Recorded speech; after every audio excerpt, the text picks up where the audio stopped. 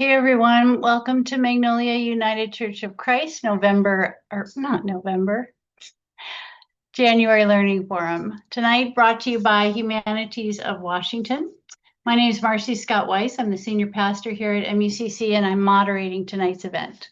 We'd like to begin by acknowledging that we present this program from the traditional lands of the Duwamish peoples who have stewarded this land for generations. This presentation you're about to enjoy is part of Humanities of Washington Speaker Bureau program. Humanities of Washington is a nonprofit organization dedicated to sparking conversation and critical thinking, and it provides many other cultural programs to hundreds of thousands of people throughout Washington each year. Thanks to support from the National Endowment for the Humanities, the Washington Secretary of State, the Thomas Foley Institute for Public Policy and Public Services at WSU, and generous public donors, Humanity Washington Speakers Bureau presenters visit all corners of the state.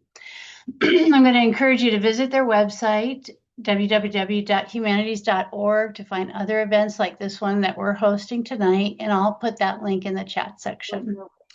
Now, before we begin, a little note on civil discourse. The Speakers Bureau program is designed to generate an open and honest conversation on many topics, some of which may be controversial. We encourage differing perspectives and viewpoints, but we also ask that you treat this topic, the speaker, and each other with respect. Also, please note that this event is being recorded. So, a little bit about our speaker this evening. Tonight, we are honored to welcome Dr. Chirag Shah, an AI expert and professor at the University of Washington, specializing in the intersection of AI and human experience. He's published nearly 200 peer-reviewed articles, authored 8 books, and given numerous presentations, including a TEDx talk exploring humanity's evolving relationships with AI. He's the founding director of InfoSeeking Lab and founding co-director of the Center for Responsibility in AI Systems and Experience. Tonight, Dr. Shah is going to be speaking for about 45 minutes on the topic of being human in the age of AI, an incredibly topical and timely discussion. And he'd like this to be an interactive session. So if you do have questions that arise, please use the chat function to ask the questions. And we'll also have time for questions at the end. And during our Q&A time, I'm also going to post an evaluation in the comment section, and we would really appreciate it if you would fill that out. So thank you again to Humanities of Washington and Dr. Shah, who I will turn it over to now. Thank you so much for that lovely introduction. Thank you so much for having me here. And I'm very thankful for the Humanities of Washington. Before we begin, a couple of quick things from my side. So this is a little unusual talk for me, not the topic so much, but the format, because most of my talks are a lot more technical. But today I'm venturing on something much more challenging than technical talks, and you'll see why. The other challenge is also engagement and participation. So typically for a topic like this, for a format like this, I would want to see more of the audience and involve them. This is not a lecture. Even though I'm a professor, I don't want to just come here and lecture you. I want to hear from you. And so to that, and we're going to do the best we can with the time and the format that we have. But this will involve a little bit of work from your side. So as you're listening to things, at times I'll be asking some question to you, and I want to make sure that you're able to respond. But for the sake of, a little bit of order, we're not going to open up microphone for everybody so that everybody can start speaking. Instead, we will use a couple of functionality in Zoom that will allow us to do that. So I want to make sure everybody's familiar with this. If you're using Zoom, maybe say if I ask you to raise your hand, you should know where that function is, or give me thumbs up. Typically, you'll find this at the bottom of your bar. So if you're assuming you're using Zoom on your desktop or laptop, you will see a raise hand feature at the bottom and also low hand with that. And then there's a react function. If you click on it, you will see various kinds of things, including thumbs up, heart, and crying, and all the kind of stuff. So don't get too crazy with this. But just know that they exist, they are there. So when the time comes, please use them. With that, I'm going to get started. Let me start sharing my screen.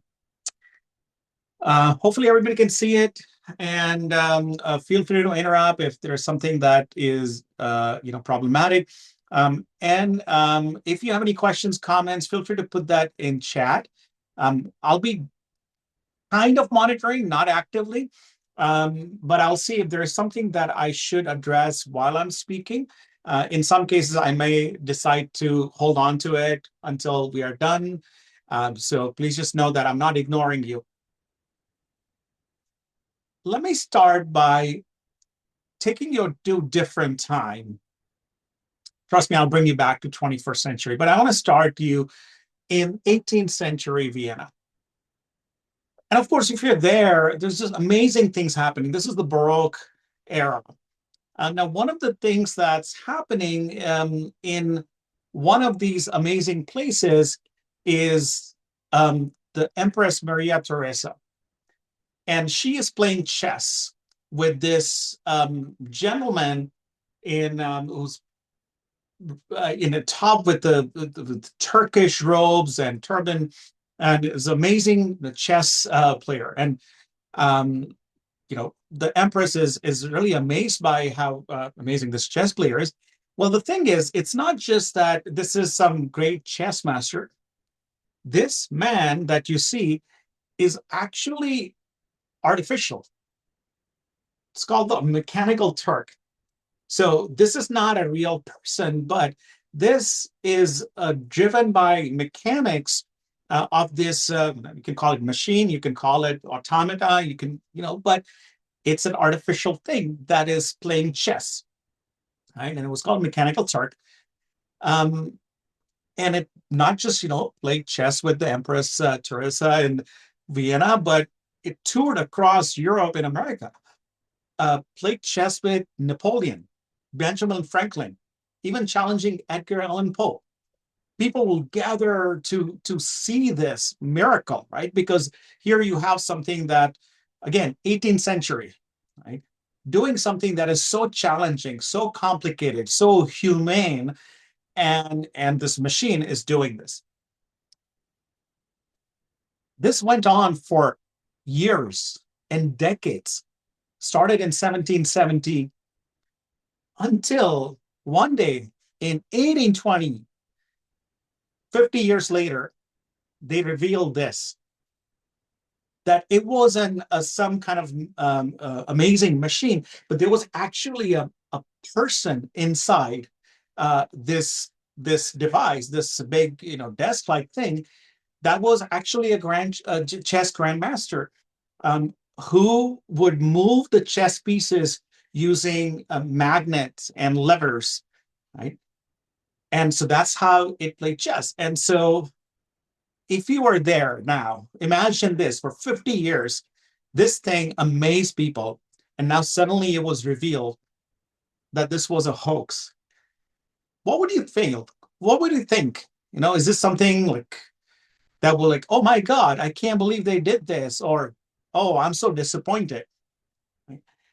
Well, people were disappointed, but they were also relieved that, okay, it wasn't some machine that was so intelligent, that machine that could think and do this thing. Thank goodness it was a human, right? So there was a sort of relief with this, to know that there isn't a smarter, more intelligent entity than humans. So humans are still at the top of this, at the top of this world. So we are not defeated by some other species. But it was fascinating thing for a number of reasons. And the thing is, this wasn't the only time we have done this. We have been fascinated by artificial things that can mimic human behavior, that can mimic our intellect, right? About the same time, in 18th century, there was another automata that you see here, which wrote poetry. Now, this doll thing that you see would do some drawing and will write poetry, but it wasn't doing it in with some kind of creativity. It was doing it. It was sort of a pre-programmed thing. And again, think about 1770s, right? So this is not the age of computers or anything like that. There was no software or anything, but you could program mechanical devices that will act out in a certain ways, and if that certain way will generate some little drawing or poem, it was amazing. People came to see this thing. They knew that this was fake. This wasn't a real person. This didn't have real intelligence, but it was fascinating to see something that is formed like us, a human, doing the kind of thing that humans would do, right? Even though it was fake. Fascinating. Fast forward a couple of centuries, and you find yourself seeing something like this, which some of you may have heard about, Eliza, which was first chatbot, if you will. Right? It was a little program that you can interact with, and of course now if you've used things like ChatGPT or whatever, this was nothing. This was pretty dumb. But in 1960s, this was amazing. This was fascinating. This was like, wow, for the first time, you're able to converse with something. So this is not just like a one-way thing. This is not just moving the pieces of chess or writing predetermined poetry or drawing. This is actually doing back and forth. You can have a question and you get an answer. The only other people we have been able to do that are other humans, right? So this is a very humanistic thing. And in fact, this has been so fascinating us for centuries that, especially in the 20th century, with the advent of computers and computational devices, scientists started really focusing on this notion of humanistic behavior by machines. So Alan Turing, who we often consider as the father of AI, had this thought experiment, what we call the imitation game. He said, okay, well, how do you know if the machines really become so good at doing human tasks, would we ever get to the point where they're indistinguishable from humans? Obviously, from the look of it, I mean, if you see it, you know this is not a real human. But imagine if you were to put a curtain, right, between us and that entity, and we are interacting with that entity from behind that curtain. And if we can't tell the difference, if we can tell if the entity behind the curtain is human or not, then that machine has fooled us. That machine has passed the test, what eventually came to be known as the Turing test. So Turing talked about this imitation game, that this machine is so good at imitating human behavior that we are fooled. Just like that mechanical Turk, it was doing so well with the chess that we were led to believe that it was the machine that was so amazing at chess.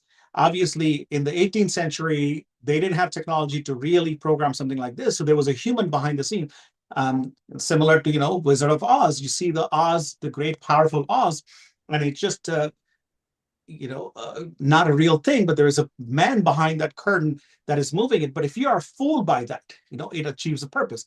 So normally at this point, I'll be talking more about the technology behind it and what it means and how do we develop it or counteract it and so on. But today is different, right? This talk is not about the technology. It's about us. The reason I'm talking about these things, why these stories matter, is not just so much of the technology of different times, but it matters because they are mirrors of who we are, what we believe in, and what we are aspiring to be. So in all of those things, as we reflect, we want to see us reflected in this. We believe that humans have command on intellectual things like playing chess. So we want to create other entities that can do that. Right? We think that one of the amazing things about humans is we can write poetry and create amazing art and so on. So we go and create these artificial entities that can try doing that. Or sometimes we do things that we hope that we could do. Right? we're not there yet, or we couldn't do that, but we create things that we aspire to be.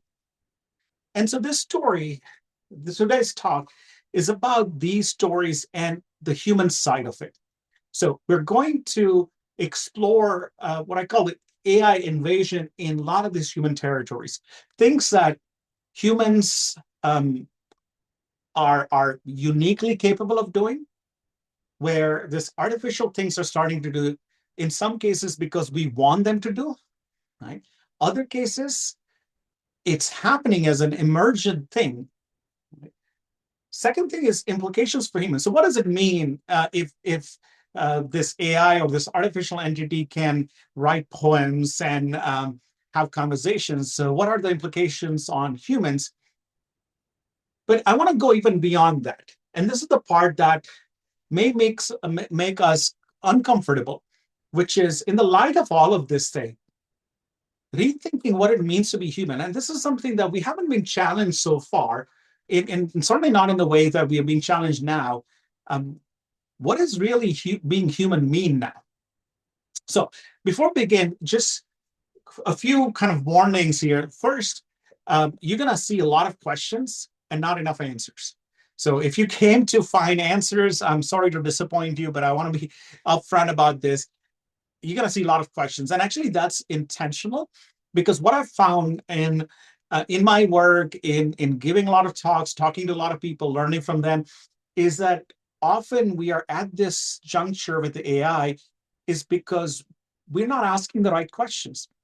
We are often worried about like getting the answers, but are we even asking the right questions? I mean, typically you see questions about implications of AI on jobs and education, and those are good, valid questions, but that's not enough.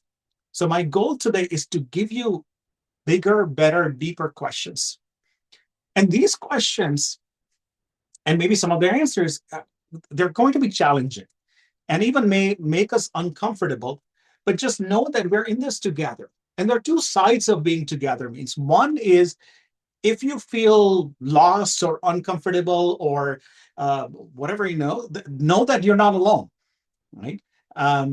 We're all feeling that. We're all facing this, and we're going to do something about it together. The other side of this is you also cannot and should not just say, hey, that's not my problem. Right? That's let somebody else figure it out. No, we are in this together. That also means that you need to participate. You don't have to be some AI expert, or you don't have to be working in government or big tech or be scientist researcher. None of those things. This is something that's affecting us, all of us, right? And so please don't sit out of this. So we're in this together from both sides. We're everybody's participation matters. Let's start with kind of a daunting story, at least to those who are parents. This is like one of the nightmares that you can imagine. In 2023, Arizona mother Jennifer Stefano, she received a phone call that her 15-year daughter was kidnapped.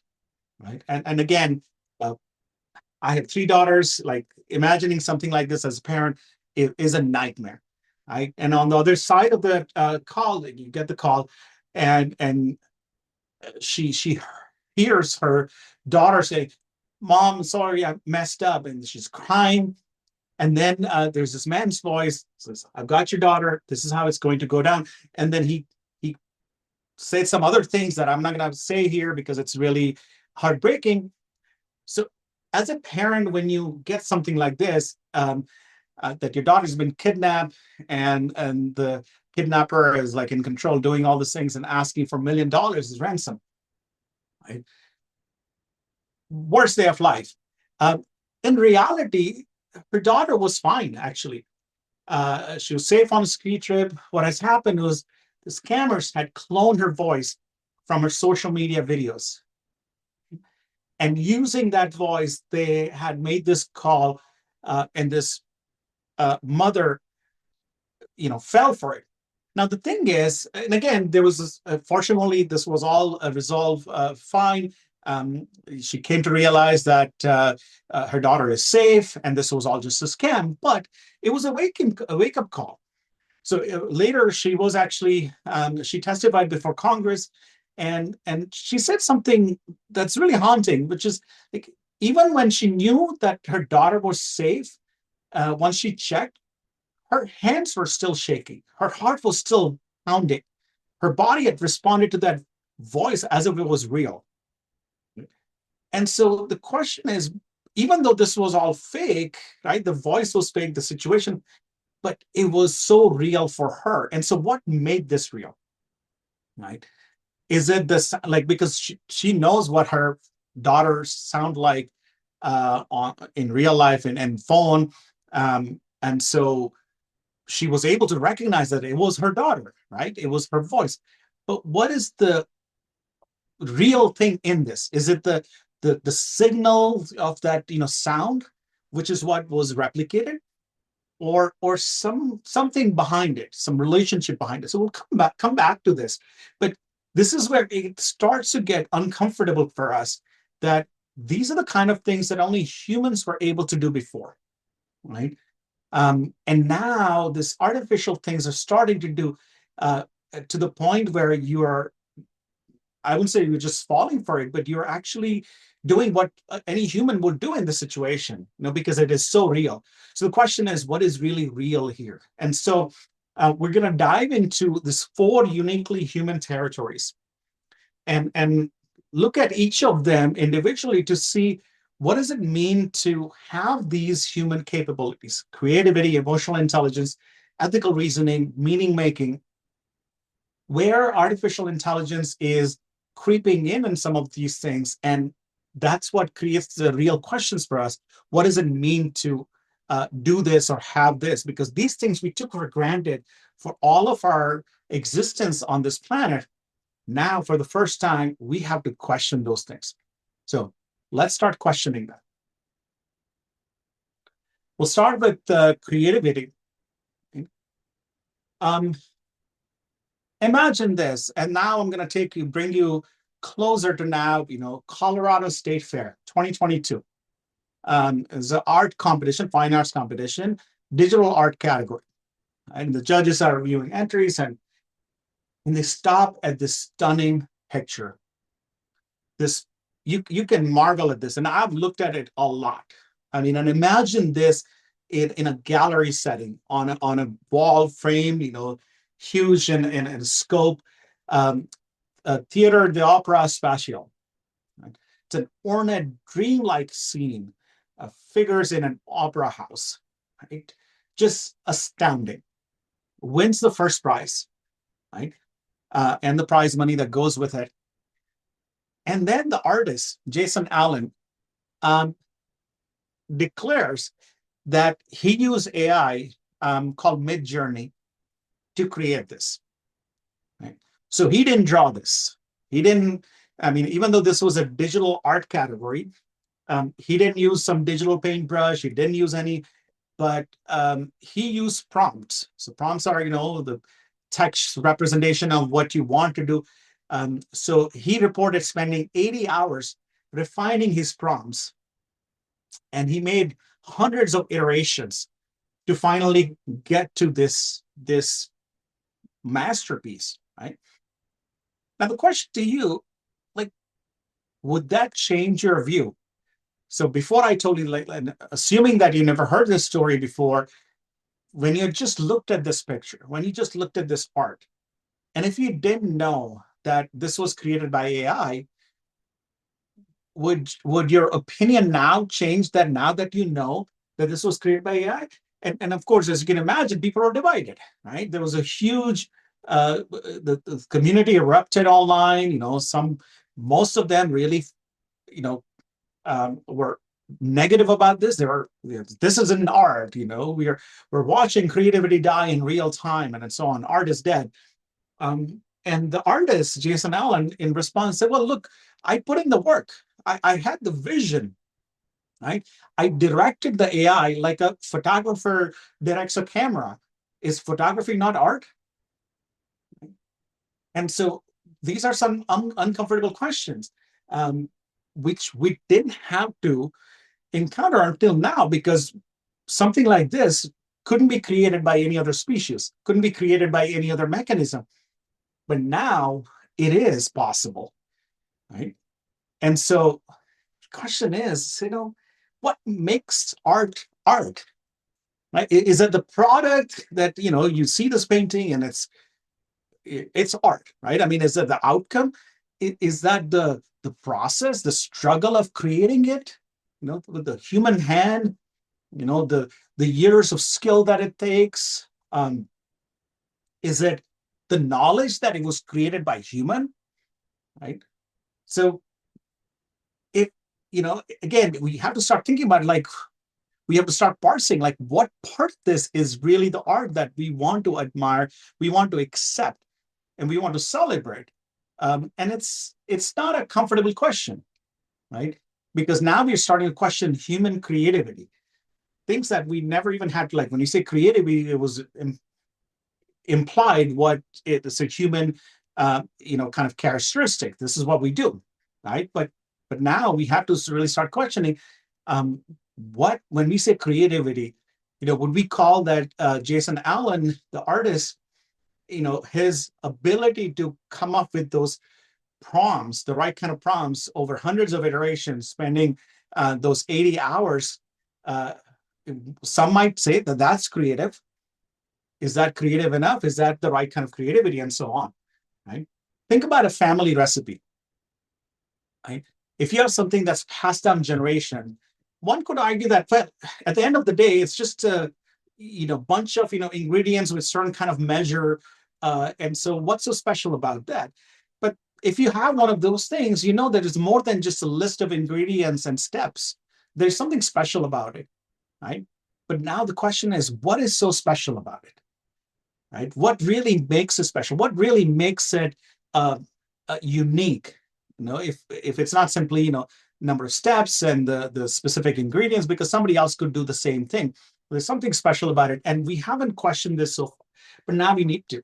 And here's another example. Chirag, before you go on, there's just a quick question: is that process in chat? Is it different from what graphic designers and architects do with CAD? It is different. So typically what would happen, thanks for the question.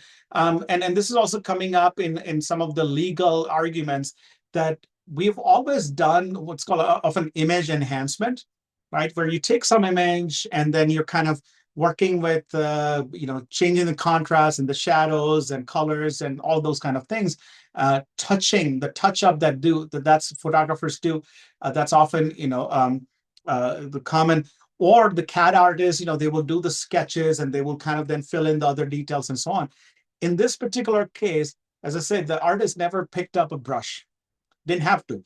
It was simply expressed. So imagine if you wanted to do this, like, you start by, I'm picturing a sunset over the mountains in the Himalayas, and so on. So you're starting with that description, as opposed to you start with some kind of a picture that you're enhancing it, or you're starting with some strokes that they're filling in. So there's, again, maybe this difference will not be an important one because everybody's starting to do that. But at this point in 2022, this was a big deal, that creating an art with text, with that kind of input to come up with this, because this is a visual art, right? This is the visual art category, whereas the visualization was created not by the artist, but by the AI. Whereas in other cases, there is a visualization that the artist is working with and they're enhancing it. So there is a kind of a difference. The other thing I would add at this point, and I mentioned this briefly, is this also comes up in legal setting often, that courts have often and regularly allowed images or videos that are enhanced to some extent to make certain things, better to look at, to be pointed out, to bring in the contrast and the highlight and so on. But we're going into the territory where that gets stretched by people actually bringing in things that did not exist. right? That the things that were not there and they are able to introduce into the video. So that's not just an enhancement. The generative AI is able to generate things that not just enhance things. So again, the line between enhancement and generation is kind of a blurry, but that's where a lot of these things are. That the problem is not so much of an enhancement, it's about the generation. That this wasn't some um, image that was partially done by the artist and they used the AI to enhance it. This was entirely painted by AI. Hope that answers question. By the way, some of the things that I'll be telling the stories, I'm intentionally abstracting out, not mentioning the specific people or some. One is it's not that important. Second, in some cases, also protecting their identity. But most of these stories are inspired by real things that have happened, and some of them you may be even familiar. You may have read about them. For instance, there was this poet who discovered that ChatGPT can write in her style, right? And she spent 30 years developing her voice. And poets, artists, they have their unique voice. It often takes decades, their lifetime to get to that. And the AI learned that in seconds from her published work, right? So obviously, as a poet, she felt violated. This was like an intellectual theft. Um, but then her second thought is like, what is the poetic voice, right? Can it be stolen, right? And if AI can replicate that pattern that she had, was that really uniquely hers, right? And so again, we're starting to come to this kind of questions that we didn't have to, before.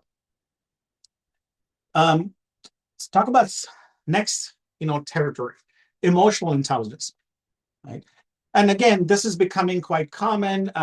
Here's an example of a college student is talking to an AI therapist, and she's telling that AI things that she's never told a human. Why? Because it doesn't judge. It won't tell my parents. It won't get tired of me. Right? The AI provides uh, good, support, remembers the details, checks in consistently, and so the question is, if the support is real, does it matter that the supporter isn't real? Right? And this is actually making its way into a lot of things in our society as we have this loneliness epidemic, right? Where millions of Americans report chronic loneliness. And so they're starting to use, and this is unfortunately becoming quite prevalent in younger, folks. So this is not just like for senior citizens. Like a lot of younger folks, are starting to do that. They're users that are using these services that have this kind of avatars and this kind of emotional kind of interactions that they can have, right? And so you kind of question, is this okay? Is this healthy, right? But then the deeper question is, what is companionship, right? Is it a shared consciousness or a consistent care? And you can imagine people are looking for different things. Sometimes they're just looking for somebody, that can validate them, that can listen to them or seems to be listening to them, right? So what really makes connection real? It's a traditional answer as well. It's mutual consciousness, shared experiences, right? But do we always know what's happening in another's mind? We often project feelings onto each other's anyway. And if AI consistently responds with care, does the lack of genuine emotion matter? Right.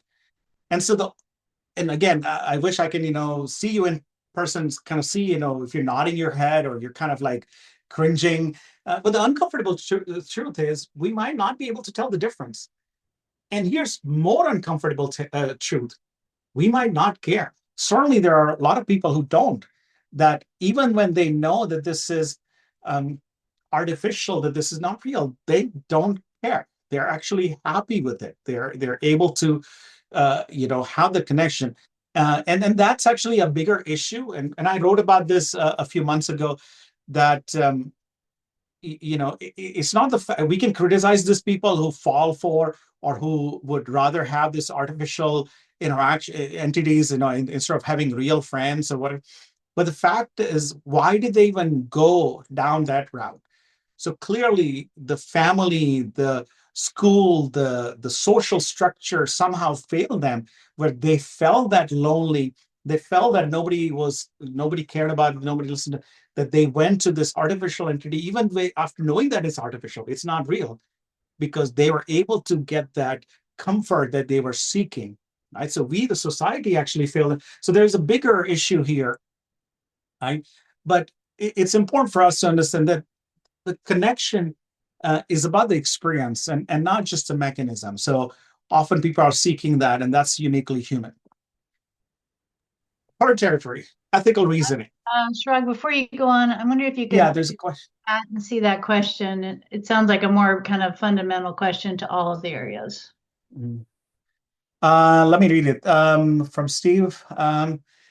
Knowing that a human originally programmed the AI software algorithm to be able to being a human request to a digital format, can you expand on the relation between those keyboard strokes and how the software interprets what it needs to do to fulfill the request, and therefore bridging the gap between human and machine learning? I think that's a good question. I mean, this is something that I would like to come back to toward the end, because some of these things, we can, the traditional narrative so far has been AI versus human. What is human? What is AI? And I feel like I'm giving away the last message that, but it's okay. I can give that. I think we need to start thinking about the integration, right? That it's not so much, because I think we're finding it difficult, and I think that's not necessarily a bad thing, to draw that boundary where uh, you know this is kind of going circular, where we design these systems, and the systems are now kind of advising us, and then we're kind of taking their advice to go back to the system. And so where does that chicken and egg thing kind of start or end? But I think we need to think differently about this, and that's what I want to come back to. So if it's okay with you, I'm going to hang on to that question or comment and see where we are at the end of it. So a judge used ChatGPT to help write a ruling, and this is something that we're starting to see a lot. I talk to a lot of judges and lawyers in different capacities, and it's no secret that they are seeing a lot more uses of it in their cases and courtrooms and so on. And so obviously public were outraged. The machine can't deliver justice. Um, but the judge claims that he used it as a research assistant. Okay, now we can argue all about it. Is it okay, right thing to do or not? But the deeper question is, what is judicial wisdom, right? Is it following precedent, right? I mean, the AI can do that, right? Is it applying rules consistently? AI actually could do it better, right? Or is it understanding the human context? And this is where it gets complicated, because in some respect, AI can understand the content, because it can get to a lot of data, a lot of context, right? But um, what is really context? And so that's where we get into some of these things where it's not as simple as straightforward. The classic thing here is what's called the trolley problem, which is philosophy. Like in philosophy, this is studied a lot. And if you're not aware, quick version of this is, imagine there's a trolley coming that's going to there are these 5 people that are on the track, and it's going to kill those 5 people unless you flip this lever that diverts the trolley to a different track. There's one person, right? What would you do? So if you do nothing, right, then 5 people will get killed. If you do something, then 1% will get killed. The thing here is, the dilemma here is, um, now you are actively killing that 1%. So would you let 5 people die uh, on their own without you doing, like, you didn't play a part? Or would you actively kill 1% to save 5 people? And the second version of it is, okay, well, there are these 5 people on the track and the trolley is coming. You could save those 5 people, but you have to throw this 1% off the bridge, killing that 1%, and that will stop the trolley, and you'll be able to save 5 people. So would you do that? Right. So again, if this was just a number game, then sure, of course it makes sense to 5 people sacrifice 1%. But the this is a dilemma because you are the one who has to take that action, right? And that's not easy. That's not simple for most people. Now, this is the classical, philosophy, dilemma, and we can discuss about this. What would you do, right? Would you throw that 1%, or would you not do that and let 5 people die? And we can kind of play this game. But let's do a real thing. So let's say now, and this is no longer now just a philosophy. This is no longer just a theoretical thing. We're starting to see, self-driving cars around us, right? So, um, should a car, in case of accident, in case of unavoidable thing, minimize the total harm? So that's a utilitarianism, right? Where you could hit a bunch of people and harm them, or say, well, let's not do that, because there are a bunch of people. Instead, just crash into a wall or something, and that will harm the passenger. So should it save the passenger, which is the egoism, or try to optimize the greater good, which is the utilitarianism, or something in between? Well, there was a study published where they surveyed 460 people and asked them what they would do. And again, if you're in a physical room, I would have probably asked, like, show of hands. But let me try doing this. Let's see how many are, present here. So which one would you prefer? Right? The first option, which is in case of accident, don't save me, save me. No, I think the first one is don't save me, save others. So, it's okay to harm me if it means that you're going to end up saving 5 people, right? And the second option is save me. It's okay to harm those 5 people, but save me. So let me see how many people raise your hand if you want to go with option 1, the utilitarianism.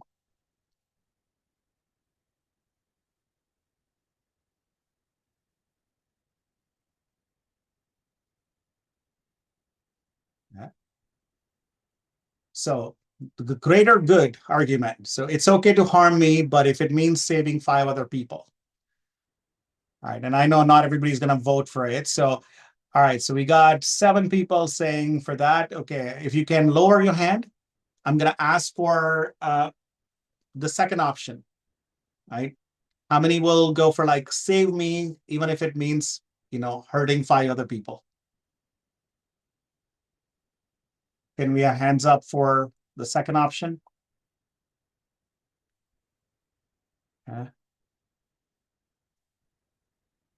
Going once, going twice. Okay, so not a lot of participation here, but we got 7 versus 2, right? So yes, in the survey, this is what they found, that overwhelming support for what they call moral algorithms, so non-egoistic. So aim for the greater good. It's even if it means hurting me. Well, what if I ask you things differently? Okay, now you're buying that car, and we're going to program that car in with one algorithm or the other. Which one should we program with? So now that's a different question. It's one thing to theoretically talk about these things, and it's another thing when you're putting in practice, what car would you prefer, right? So now people were different. They didn't want their car to follow egoism, but they also didn't want to follow utilitarianism. What they wanted to do is people wanted everybody else's car to be altruistic, but they want their own car to keep them safe. So you see how we even have difficulty practicing this ethical values. How do we expect an artificial entity to follow some kind of ethics? So it's not a question about can AI make ethical decisions? The question is, whose ethics should AI use? And we have difficulty even, among ourselves, so this is a challenging thing. By the way, I'm aware of the time, so I want to make sure that we have at least a few minutes to kind of wrap up. And I'm also going to be available beyond 8 o'clock if people want to hang out. So just know that. But I will be mindful of wrapping it up in the next 5 to 10 minutes. So this kind of wisdom, it's challenging to automate. And part of that is a lot of the wisdom requires lived experience. So when we make these choices of harming ourselves at the cost of to save five other people, or protecting ourselves even if five people are, a lot of this are coming from our own lived experiences. Um, but but it's not something that you can easily express, even though AI can do the training data. Um, some of that cannot be really translated. So here's another story of a young doctor who consults AI diagnostic tool. The AI can see millions of cases, whereas the doctor has probably seen a few hundred, right? So in terms of the experience, if you just look at the numbers, obviously AI has more experience. But the thing is, the doctor has what's called embodied experience, right? AI has pattern recognition. And so now we have to ask, well, which one matters more for a good decision, right? And this is back to that trolley problem, that you can do the number game, but we know that humans don't just go with the number game. There's something deeply different about us than just playing the number. So our wisdom is not just simply a accumulation of some numbers or experience. There's something deeper about it that, when we make those kind of we face those moral dilemmas.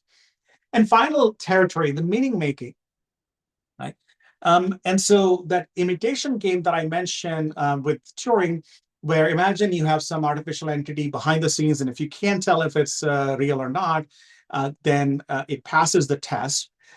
John Searle, an American philosopher, came up with this slightly different notion of it, what he called the Chinese room thought experiment. So imagine there is this closed room. Inside it is this one person who doesn't speak Chinese, but has all these tools available to him to translate English to Chinese and Chinese to English. And for time being, just assume that he's able to do that lightning fast in real time. So somebody from outside of the room can send something, say something in Chinese, and that person inside the room immediately translate that to English, finds the answer in English, translate it back to Chinese, and blurts it out.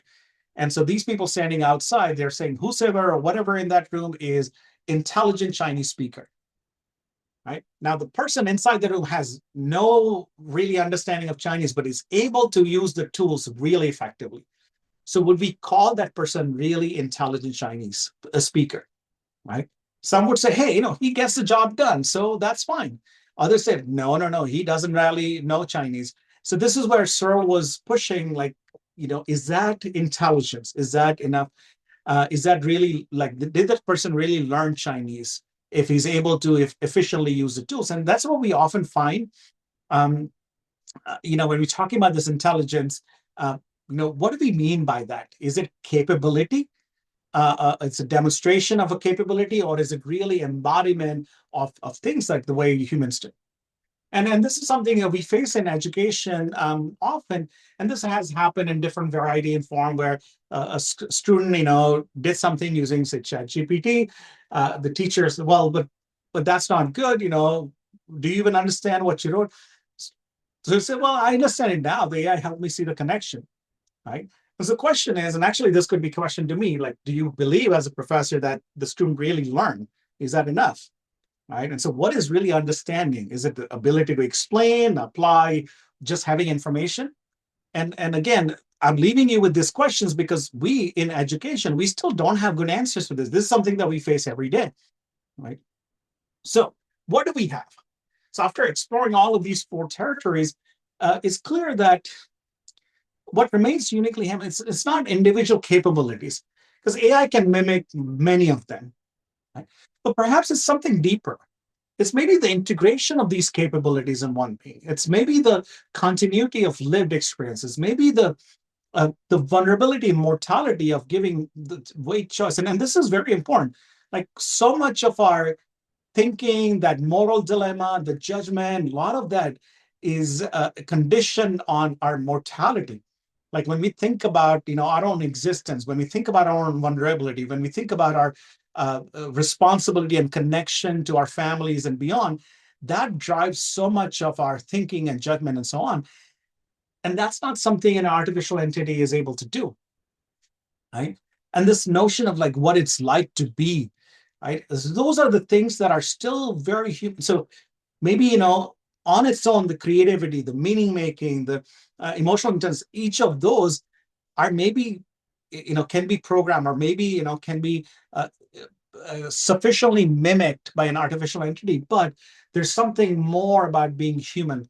So if you go back to that example of that mother receiving that call, sure, there was this realization that AI mimicked the sound, but it couldn't carry that relationship, right? There was this 15 years of context.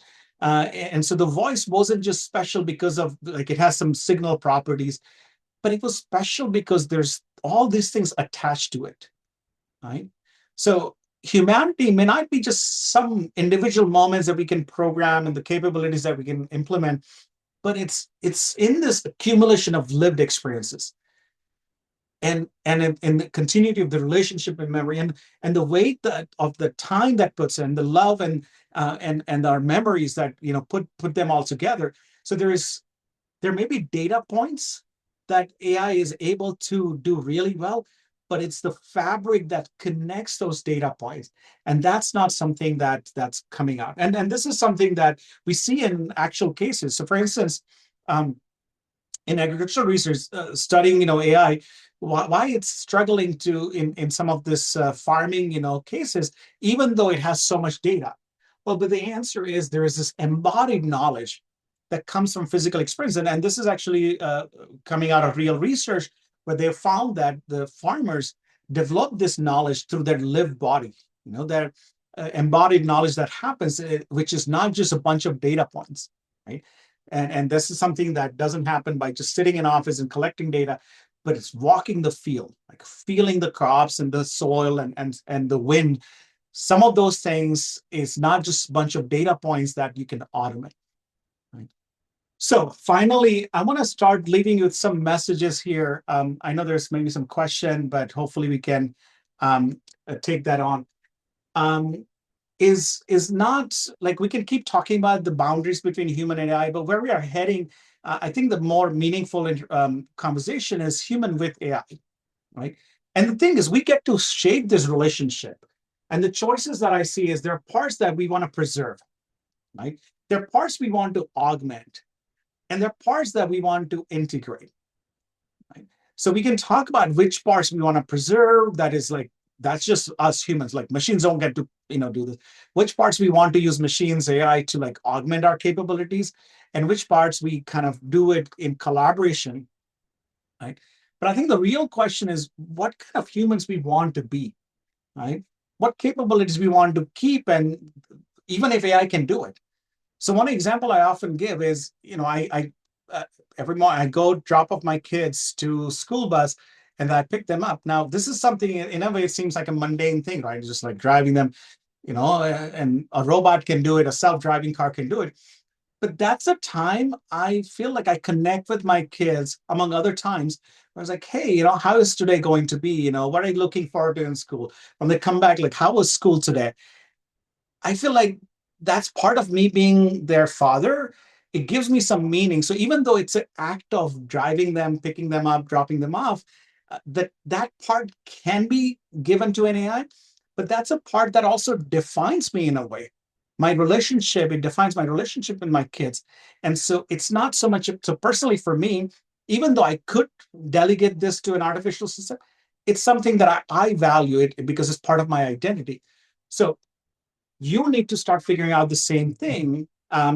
What experiences do you value most, right? What you want to outsource, right? What kind of generations you want to raise? How do you want to teach them about being human, right? If AI can do all of our things, and we never have to struggle again, like, is that what we want? Like, what would we lose if we never have any struggle? Like, this is a deep philosophical question. So really, what makes your life meaningful, right? What's the outcome of living it? So I invite you to once again think about that mechanical Turk, which, by the way, fast forward 200 years, and Amazon has a service called Mechanical Turk, in which an AI task that you want to do, like classifying images or identify people, you can outsource to humans, right? And collect the data to train the AI system. So sort of mimicking what that thing was doing, 200 years ago. where a human is mimicking an artificial system. We're now, doing that in 21st century, right? And so it's something that has stuck with us. This notion of an artificial thing doing a humanistic thing. That's what we are aspiring to. But I think in the process, we are often not asking the right question. We're forgetting, are we doing this just to make our life easier, or are we losing our identity in doing so? And so I think we need to start thinking about what it means to be human beyond just like the technical capabilities of what technology can do. And that's an uncomfortable thing for us. So things that we have taken for granted, including our creativity, including moral judgment and so on, before they get completely outsourced. I think it's time that we take the toll of like what we have and what we really value, what we are okay letting go. So I want to end here with the last shameless self promotion. I'm writing a lot of these things. I have a book coming out called Asian Nation. But I want to end here thanking you once again, and sorry for running over time. But let's see if we can take some questions. Yep. So, Chirag, maybe start at the bottom, because I think Monica's question goes to your last point, which is what makes AI meaningful would be the reverse question, right? Yeah, and so I think this is part of the same, for me at least, it's part of the same equation, right? So because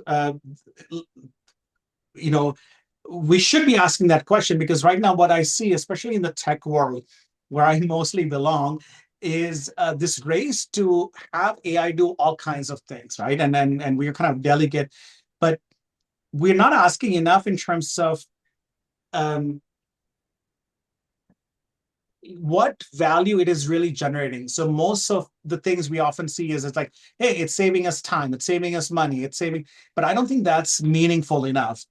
And so we haven't, at least I don't see many things where this thought is put in to have the meaningful thing out of AI. Because I think, again, this is a zero-sum game where giving AI to do something, that means us not doing it. Now, there are a bunch of things that we should definitely delegate. But what I see is this race to like have the AI take over more and more of it without that thinking of what would be really meaningful for AI to do. So you have the right question. I don't have a good answer, but I acknowledge that. Okay, and then I'm going to take you back to Steve's question. Knowing that a human originally programmed the AI software algorithms to be able to bring human requests to a digital format, can you expand on the relationship between those keyboard strokes and how the software interprets what it needs to fulfill the requests? If you could talk about that one. And we've got a couple more in the queue after that. Can you expand on the relationship between those keyboard strokes and how the software interprets what it needs to do to fulfill the request? I'm not sure. Let me see if I... Bridging the gap between human and machine learning. Yeah, so I think there's a bigger question of like learning. How do we define the learning? Typically, and here's a sort of the definition of, and I don't have it on the slide, but learning will be associated with a human or machine is where you get better at doing something with more experience, right? So humans do that too. Like we practice more, we do it more, we fail and we learn what not to do and so on. And so with more experience, you're getting better at that, and that's learning. Software can do the same thing, or the machine learning system the same. So that part is the same. The question is what that experience is. And this is what a lot of the things that I was alluding to, right? Is the experience the accumulation of data points, or there's something more to it?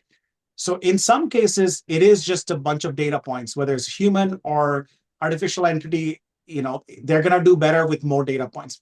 But there are some things where it's more than that. And so far, humans are able to do that. Humans are better at that.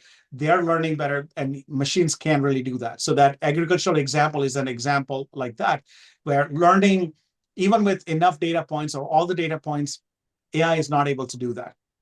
And the reason for that is the embodied experience. And that's not something that we have been able to automate. Right? So there is a difference. But in terms of the bridging the thing, yes, the one notion is, look, there are things that humans are good at, this embodied experience that the AI will never have. Let's use humans for when we need those kind of things. Right. And humans are not good at holding more than a few things in their mind at the same time, but the machines can do that. AI can do that. So let's use AI for doing a lot of the analytical things. And that's why I talked about the integration, right? Can we start doing this? So the right path for me would be to start figuring this out where we don't lose our identity because that's what defines us. That's what we are unique at. That's what we are good at. And we can use AI for what it can be good at rather than giving up our territory. Okay. Okay, I want to take you to Bill's question, and this is regarding people who seek to resolve loneliness issues with AI. Doesn't AI reflect back to the user in much the same way a therapist does? If so, isn't the experience of connection one of connection with oneself? And if so, maybe this kind of interaction is susceptible to human interactions and to AI interactions. And this is what we find a lot of the proponents of this. That's what they say, that look, a lot of what therapy involves is really listening in and helping the person realize things, like they have the answers, they should be able to look at, so helping them realize what they should be looking at. I think the deeper question here is that of the responsibility, right? So a chatbot can pair things out, like, but is that enough? In many cases it is. I think the problem comes when things go wrong, and this happens in medical, the healthcare in general. This happens in self-driving cars. We have an existing structure, not just the legal one, but also the social structure, to understand when things go wrong. How do we hold each other accountable? It is not clear when it comes to the AI.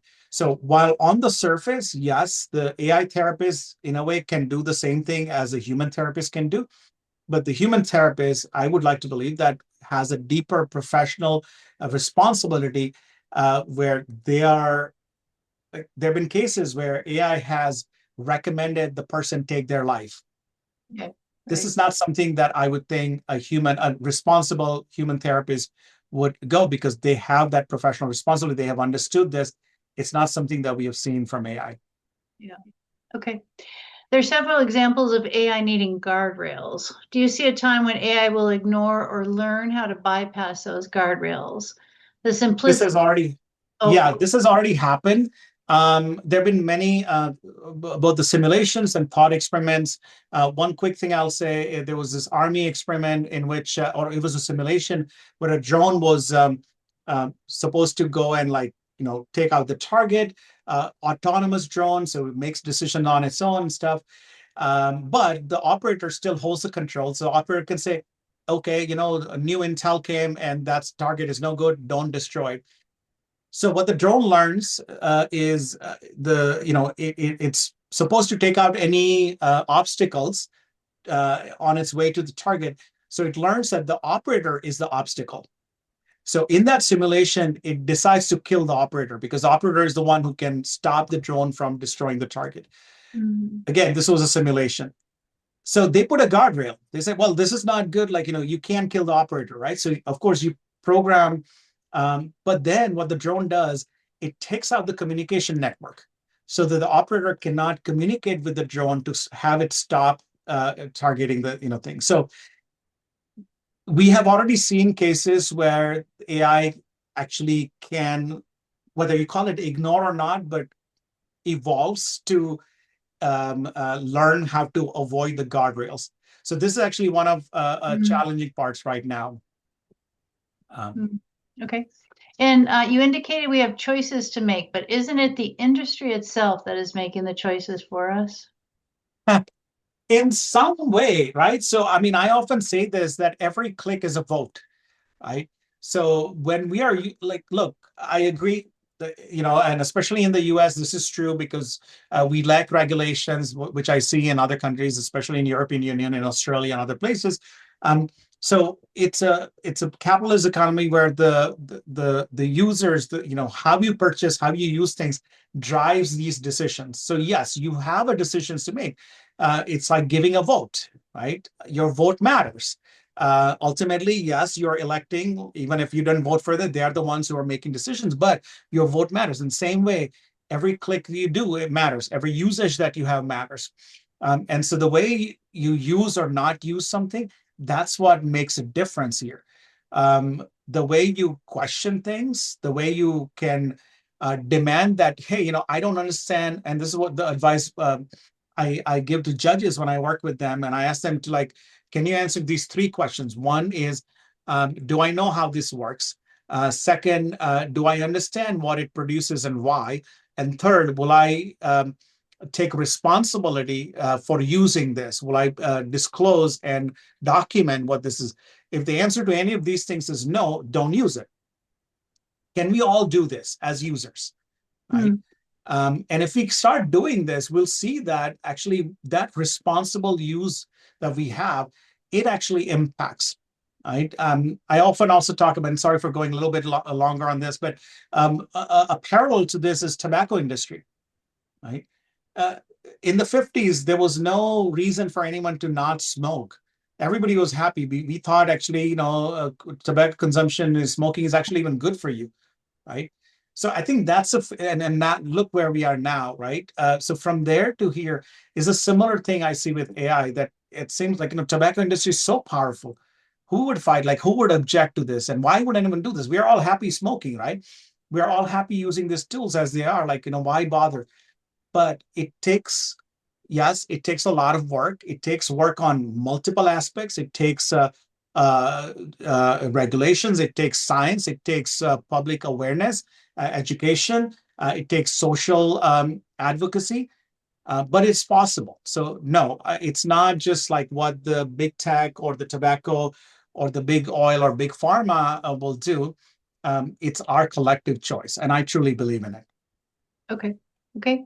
Becky raises a concern about AI and privacy. Can you comment on how people could protect themselves in an AI world?